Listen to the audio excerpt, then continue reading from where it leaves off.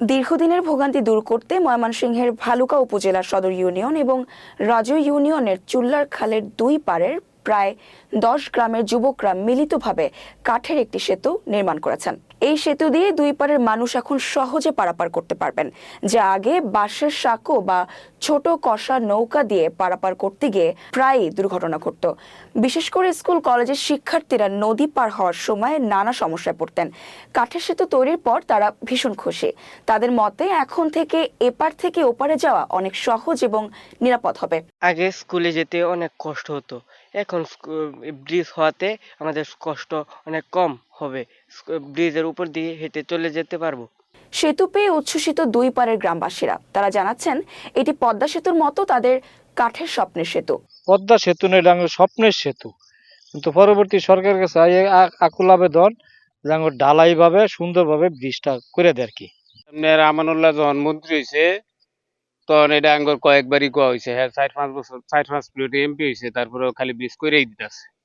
আমানুল্লাহ যাওয়ার পরে দনু হইলো, দনু আয়া মাপ যোগ্য করছে, ওখানে অনেক রং টং লাগাই ঠিক আছে মাইপা দাঁত ইঞ্জিনিয়ার ওয়ে যাব স্যাংশন হয়েছে। কিন্তু খালি এই স্যাংশনই আমরা শুনতেছি, এটা আঙ্গর বাপ চাচা যখন যুবক বয়স তারা কইছে তারা করতেছে, তারপর আমরা লইব। বাপ চাচারা গেছে কারণ আঙ্গরও বয়স অর্ধেক হয়ে গেছে, তো এখন পর্যন্ত ব্রিজ হয়েছে না। পরে আমরা এই 2-3 গ্রামে মিলিয়া যুবক খোলাফান তারা উদ্যোগ নিছে আগে, নেওয়ার পর পরে একটা মিটিংও ডাকছে, 2 ইউনিয়নের চেয়ারম্যান আইছে আর যারা স্বাভাবিক রাজনীতি করে তারাও আইছে, আইরা পরে সবার উদ্যোগে একটা মিটিং করে এরা পরে এটা শুরু করছে। আমরা জনগণে মিল্লা এই ব্রিজ সরকার পিছনে যারা এমপি বা ইউনিয়ন চেয়ারম্যান যারা গেছে তারা মাইপা নিচ্ছে, আঙ্গর দেখাইছে করাম। এত বছর হিন্দিকে আমরা আনাকোনা করাতে আমার কষ্ট হয়, যার ফলে আমরা এটা তাকর উদ্যোগ পাইছি না। না পাওয়ার পরে আমরা এই 2 গ্রামে যৌথ মিল্লা জনগণে এই কাজ করছি। আমাদের এই নদী চুল্লার খাল এটা বিশাল ব্যাপক বড়, এটা প্রায় 200 ফুটের মতো আমরা এই কাঠের ব্রিজটা করছি। এলাকার এই দুই পাড়ের স্কুলের ছেলে মেয়ে অনেক ছেলে মেয়ে আনিগুনি করে, এটা ছিল শাকের এবং গুদারা, এটা যাতায়াতের অসুবিধা অনেক দিন ধরেই, যার ফলে আমরা দুই এলাকার লোক ফুলাপান মিলিয়া এই ব্রিজটা করার জন্য উদ্যোগ নিচ্ছি। আমরা এই পর্যন্ত আগায় গেছি, বাকি কাজও সম্পূর্ণ রয়ে গেছে, শেষ করতে পারি নাই। আমরা এলাকাবাসীর টাকা দিয়ে এটা করছি, সরকারের কোনো পয়সা আমরা পাই নাই। তো আমরা আশা করি ভবিষ্যতে যেন এইটা একটা ঢালাই ব্রিজ সরকার করে দেয়, আমাদের আকুল আবেদন সরকারের কাছে। তবে এই আনন্দের মাঝেও তাদের মধ্যে একটি উদ্বেগ রয়েছে যে কাঠের এই সেতু দীর্ঘদিন টিকবে না। এজন্য তারা দাবি করেছেন দ্রুত সরকারি উদ্যোগে একটি আরসিসি ঢালাই সেতু নির্মাণ করা হোক।